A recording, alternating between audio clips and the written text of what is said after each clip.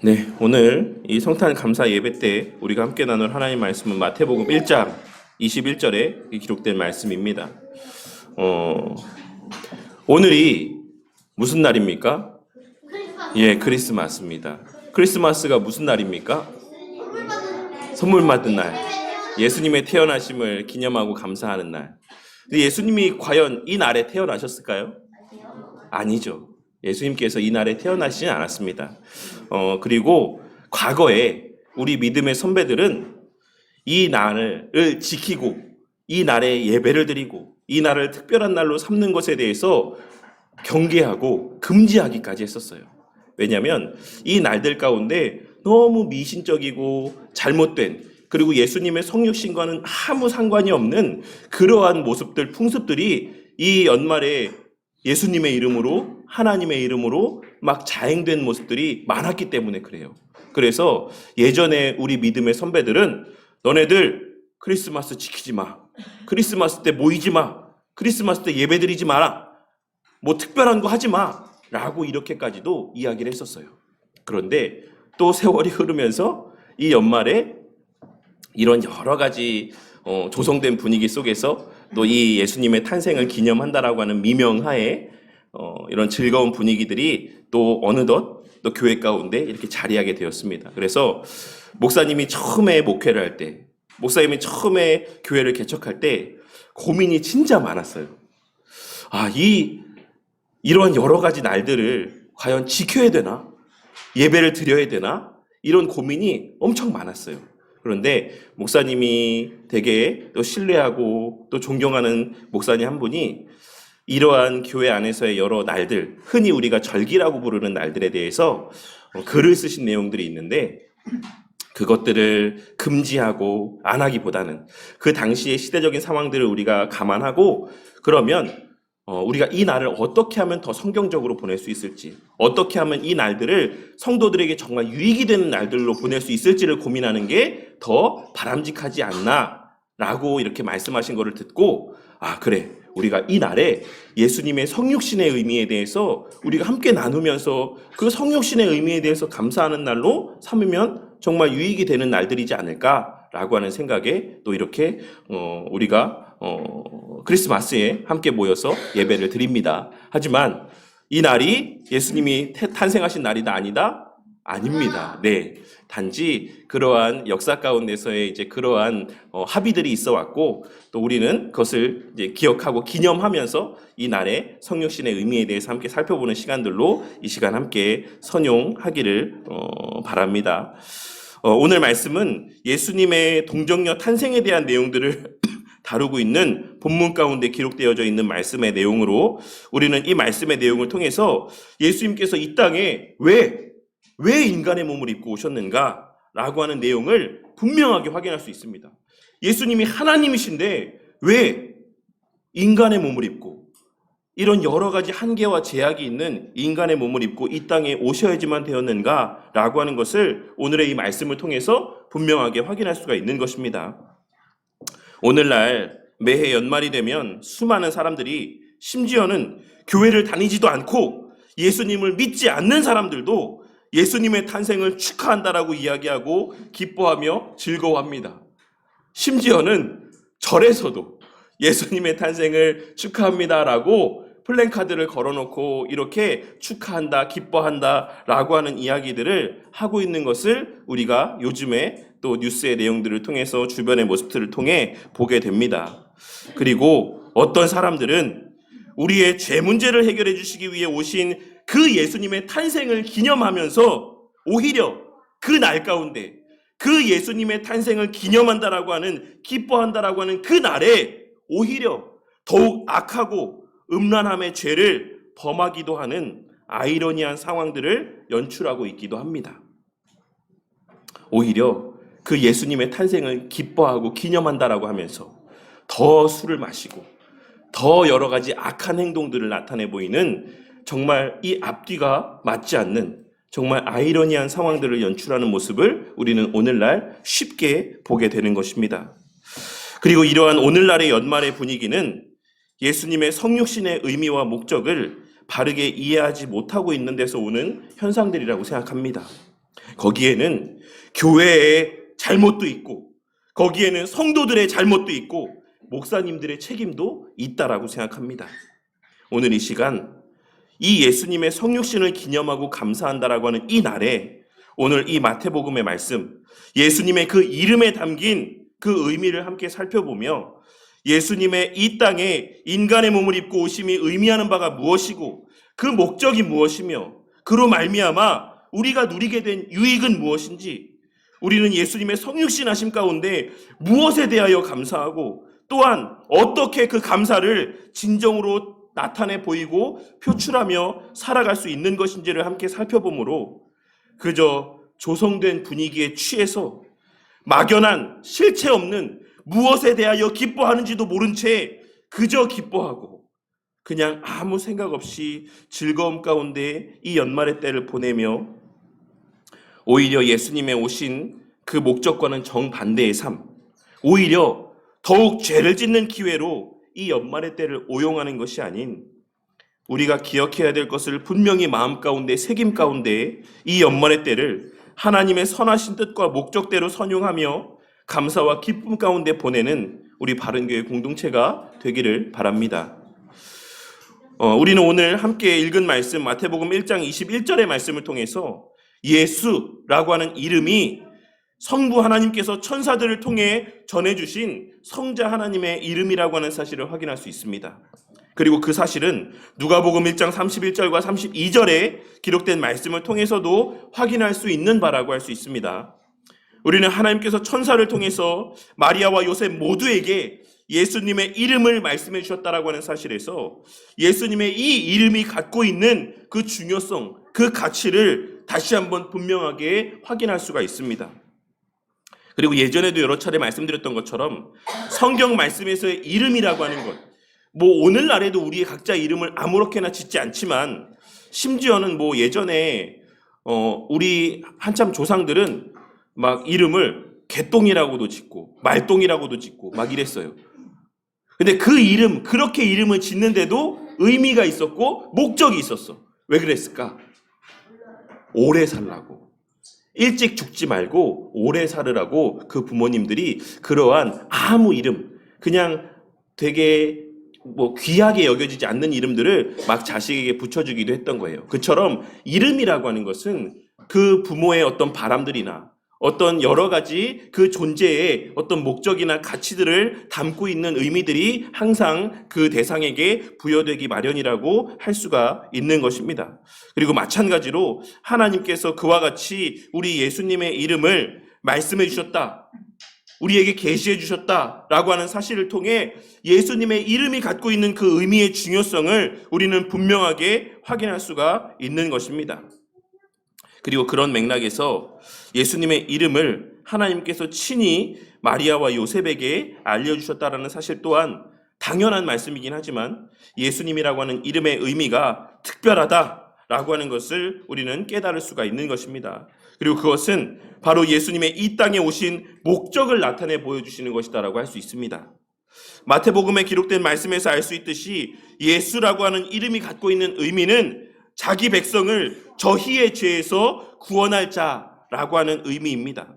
그리고 이 의미가 담고 있는 몇 가지 사실, 이 의미를 통해서 우리가 깨달을 수 있는 몇 가지 사실은 첫째로는 우리가 죄인이라고 하는 사실입니다. 우리가 날 때부터 죄인이었다라고 하는 사실이에요.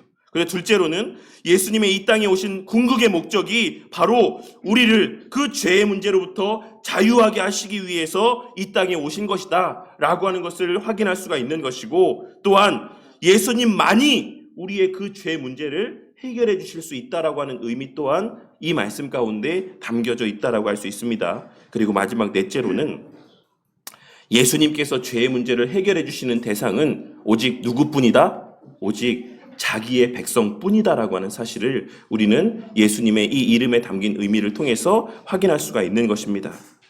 그러니 우리가 예수님을 믿는다라고 고백하는 그 신앙 고백의 의미 가운데에는 그 예수님의 이름을 부르는 행위에서부터, 우리 친구들이 예수님이라고 하는 그 대상을 부르는 그 행위에서부터 이와 같은 신앙 고백의 의미들이 담겨져 있다라고 할 수가 있습니다. 주님, 저는 죄인입니다. 예수님만이 그 죄의 문제를 해결해 주실 수 있는 줄을 제가 알고 믿습니다. 라고 하는 그러한 의미들을 우리는 그 예수님의 이름을 고백할 때마다 함께 고백하는 것이다라고 할 수가 있는 것입니다. 하지만 우리는 그 입술로 우리 주 예수 그리스도를 믿는다라고 고백을 하면서도 그와 같은 고백의 그 이면에 담긴 의미들을 깨닫지 못하고 살아갈 때가 많습니다. 우리가 우리 주 예수 그리스도를 믿는다라고 고백하는 것에는 우리의 죄 문제에 대한 인지와 자각이 필연적일 수밖에 없음에도 불구하고 그 예수라는 이름 자체가 우리의 죄인됨에 대한 의미들을 담고 있음에도 불구하고 실상은 전혀 회개치 않으면서 실상은 자신의 죄에 대한 그리고 자신의 죄인됨에 대한 그 어떠한 인지와 자각도 없이 우리의 매일의 삶의 시간들 속에서 단 한순간도 진심으로 회개하지 않으면서 진심으로 회개해 본 적이 단 한 번도 없으면서 아무렇지도 않게 예배 때마다 나는 그의 유일하신 아들 우리 주 예수 그리스도를 믿습니다라고 고백할 때가 많이 있다라는 것입니다. 오늘 우리가 예배를 시작하면서도 그랬던 것처럼 우리는 우리가 죄인이라고 하는 것을 인지함도 없는 가운데 회개도 해본 적 없는 가운데 나는 그의 유일하신 아들 우리 주 예수 그리스도를 믿습니다라고 아무렇지도 않게 고백할 때가 많이 있다라는 것입니다. 하지만 오늘 이 시간 예수님의 그 이름이 의미하는 바가 그 마음 가운데 깊이 새겨짐으로 우리가 우리 주 예수 그리스도를 믿는다라고 고백하는 것에는 우리의 죄인됨에 대한 자각과 그 동의가 포함되어 있다라는 사실이 다시 한번 깨달아지는 은혜가 있길 바랍니다. 늘 말씀드리는 거지만 앞서도 말씀드렸던 것처럼 우리는 우리가 죄인이라고 하는 사실을 자각하지 못하고 살아갈 때가 너무나도 많이 있습니다. 왜냐하면 왜 우리가 우리의 죄인됨에 대해서 인지하고 자각하지 못하고 살아가냐면 우리의 죄에 대한 인식이라고 하는 것은 늘 상대적인 경우가 너무나도 많이 있기 때문에 그렇습니다. 무슨 말이냐면 우리는 우리의 죄인됨의 정도를 하나님 말씀에 비추어서 판단하는 것이 아니라 내 주변의 사람들과 비교해서 판단하는 경우가 많이 있기 때문이라는 것입니다. 그 가운데서도 우리가 기준을 삼는 대상은 어떤 대상들입니까? 우리보다 나은 사람들을 대상으로 삼고 그것을 기준으로 삼습니까? 그렇지 않을 때가 많죠. 나보다 못한 사람들을 바라보며 그 사람들을 나의 옳고 그름의 판단의 기준으로 삼고 그 사람들보다 나는 나으니까, 그 사람들보다 나는 괜찮으니까, 그 사람들보다 나는 예배를 잘 드리니까, 나는 그 사람들보다는 열심히 있는 신앙의 삶을 사니까 나는 죄인이 아니야 라고 생각하는 자기 합리화를 하는 경우가 너무나도 많이 있다는 것입니다. 그렇기에 우리의 일상의 삶 속에서 예수님은 사실 그렇게 꼭 필요한 존재가 아닐 때가 많습니다. 우리 성도님들의 삶에서 예수님이 꼭 필요하십니까? 예수님을 찾으신 적이 언제입니까? 예수님이 그토록 간절하게 우리의 마음 가운데 생각나고 그 이름이 부르짖어진 적이 언제이십니까? 아마도 어떤 삶에서의 곤경을 당했을 때, 그 삶에서의 억울한 일을 당했을 때, 원치 않는 일들을 당했을 때, 그러한 곤경 가운데서 벗어나게 해달라고 예수 그리스도의 이름을 찾고 부르신 적이 있지 않으십니까?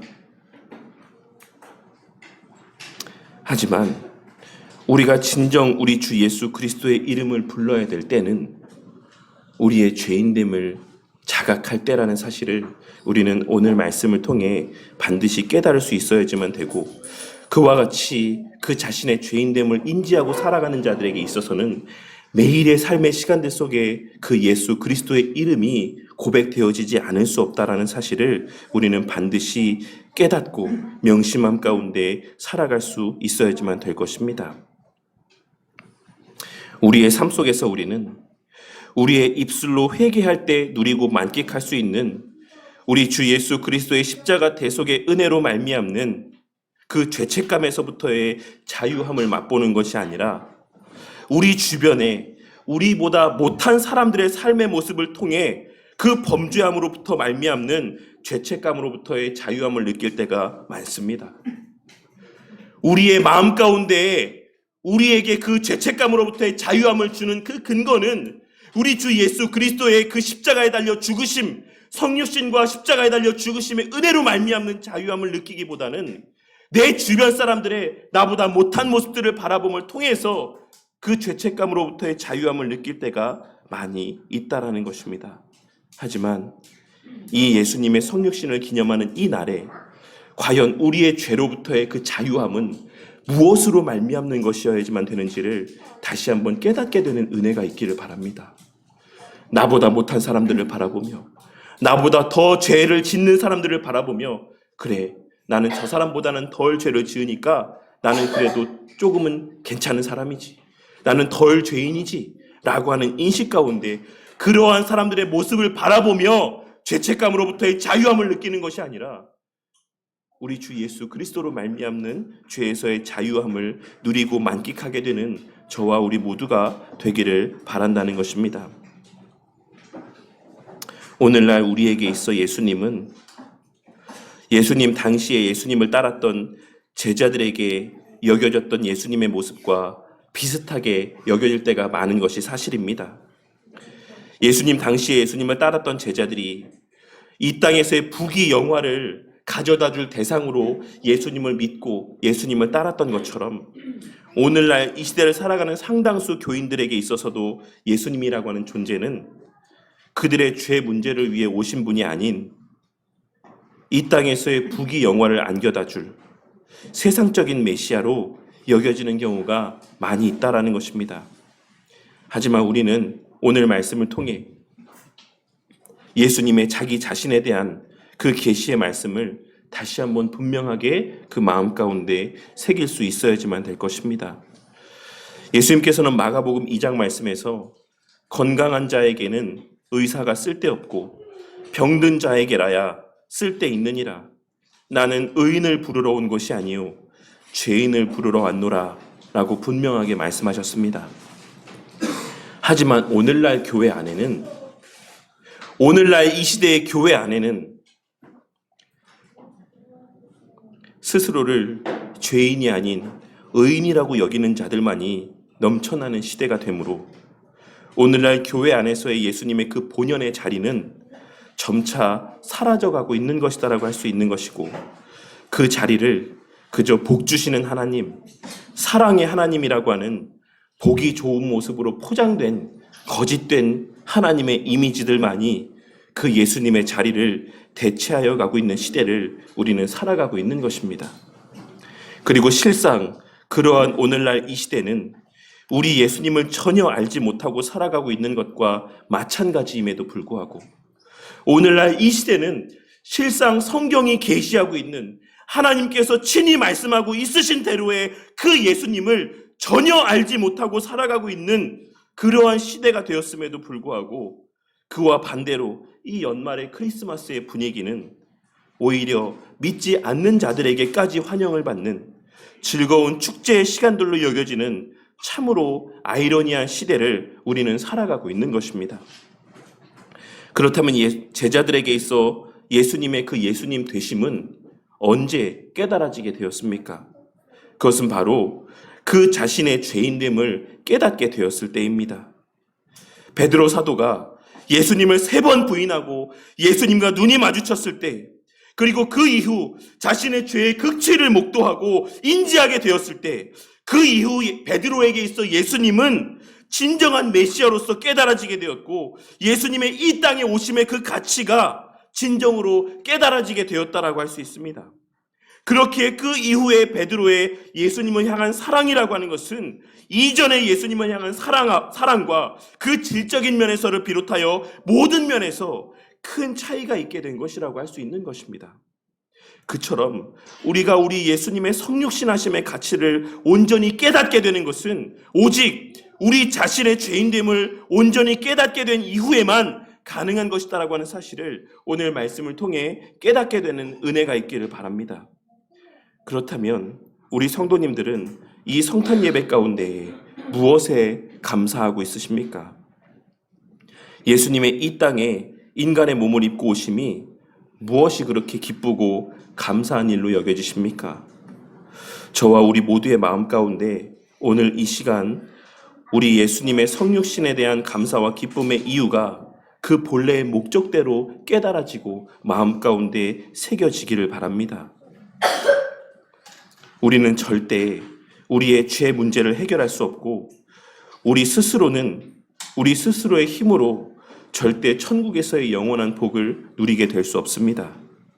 적어도 예수님을 믿는다라고 고백하는 저와 우리의 마음 가운데는 우리의 죄 문제를 해결해 주심에 대한 감사의 마음들이 우리의 마음 한켠에 자리하게 되기를 바랍니다.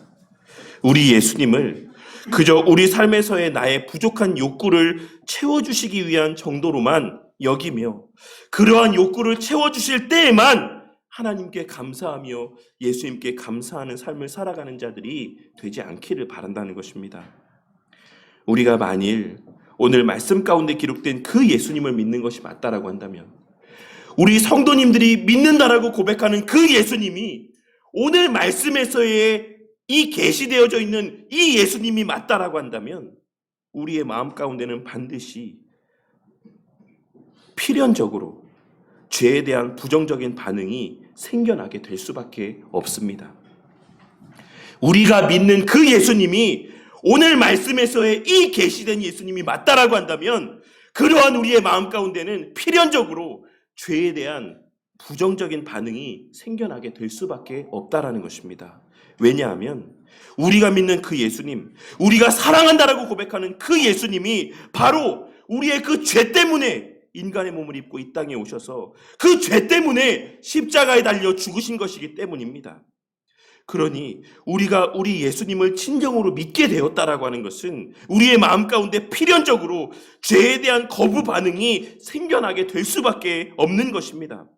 비록 우리의 연약과 부족으로 인해서 죄를 완전히 지을 수 없는 삶을 살아갈 수는 없지만 그럼에도 불구하고 그 죄를 짓는 즉시 우리의 마음 가운데는 우리를 위하여 십자가에 달려 죽으신 우리 주 예수 그리스도에 대한 생각과 마음들이 떠올려지므로 그 즉시 그 주님 앞에 회개하며 죄를 지을 수밖에 없는 우리의 연약함에 대한 애통함의 마음들이 우리 마음 가운데 생겨나게 될 수밖에 없는 것입니다.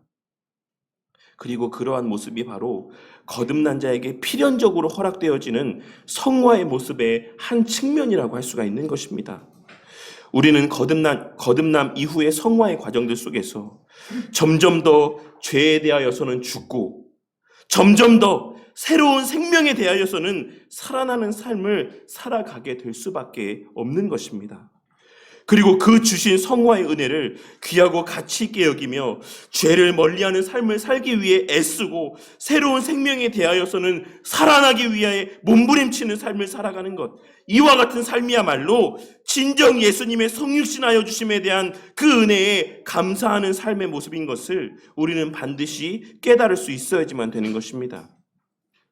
오늘 말씀을 통해 우리는 어떻게, 무엇으로 예수님의 성육신의 은혜에 감사할 수 있는 것인지, 어떠한 삶이 그 은혜에 합당한 삶을 사는 것인지 깨닫게 되는 은혜가 있기를 바랍니다.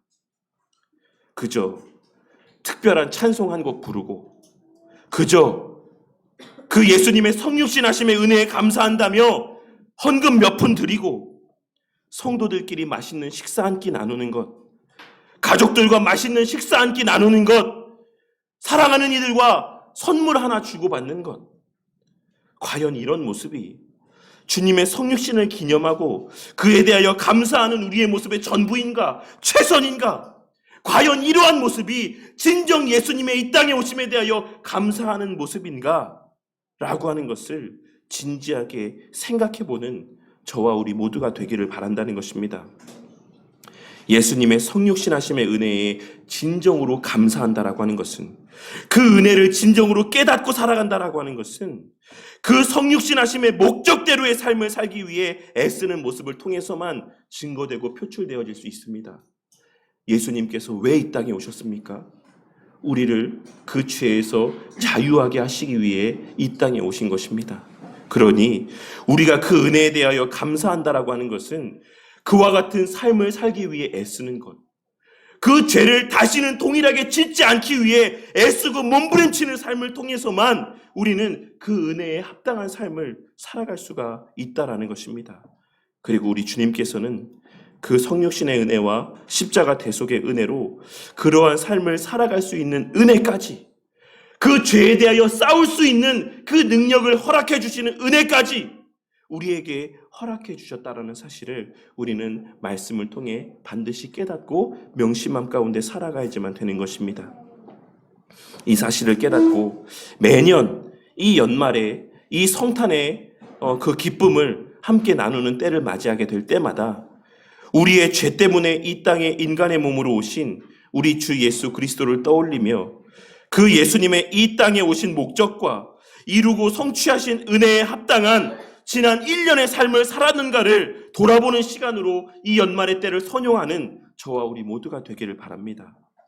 그리하여 매년 이 예수님의 성육신을 기념하는 날이 반복되어져 갈 때마다 우리의 마음 가운데 우리 주 예수 그리스도로 말미암는 기쁨과 감사가 충만하여져 가고, 그로 말미암아 우리 안에 죄에 대한 미움과 우리의 연약함과 한계에 대한 애통하는 마음들이 커져가므로, 그렇게 우리 바른교회가 매해 연말을 보낼 때마다, 이 연말에 크리스마스를 보낼 때마다 내적으로 더욱 견고하게 세워져 가고, 더 나아가 하나님 나라와 이웃에 대한 애통함의 마음들이 더욱 커져가는 우리 바른교회 공동체가 되기를 바랍니다.